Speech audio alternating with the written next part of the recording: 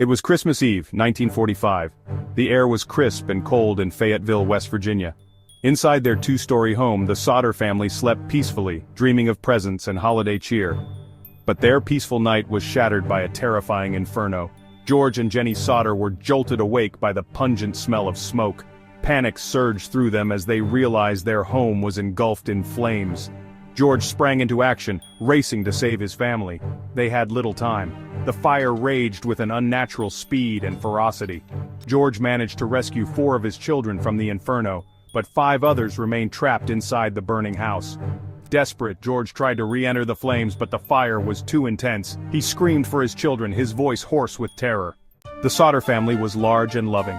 George and Jenny had 10 children, 5 of whom were still unaccounted for after the fire. The missing children were Maurice, 14, Martha, 12, Louis, 9, Jenny, 8, and Betty, 5. As the fire raged, George and Jenny clung to the hope that their missing children had somehow escaped. The fire department arrived at the scene, but it was too late to save the house.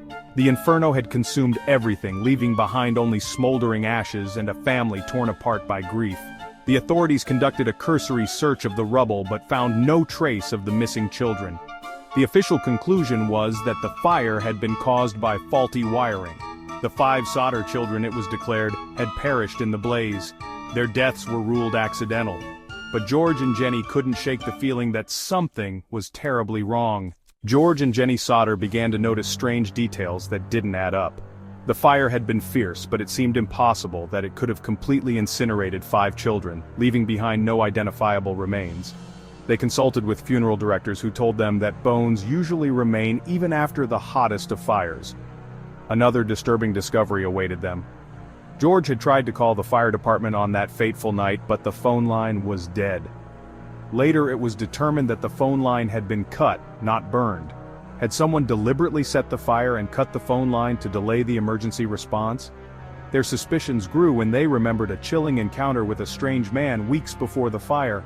The man had approached their children, offering them jobs at a nearby fairground. George had chased the man away, but the encounter had left them uneasy. Could this man be involved in their children's disappearance?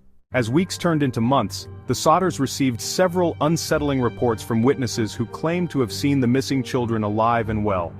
One woman reported seeing the children in a car on the night of the fire. Another witness claimed to have served them breakfast at a roadside diner the next morning. Then, a glimmer of hope emerged from the ashes. Years after the fire, Jenny received a cryptic photograph in the mail. It showed a young man who bore a striking resemblance to their missing son, Louis. On the back of the photograph was a handwritten note, Louis Sodder. I love brother Frankie, Elil boys, a 90132 or 35. The Sodders clung to this newfound hope, believing that their children were still alive, somewhere out there. They hired private investigators and even traveled to the address on the note, but their efforts led them down dead ends. The identity of the young man in the photograph and the sender of the note remain unknown to this day.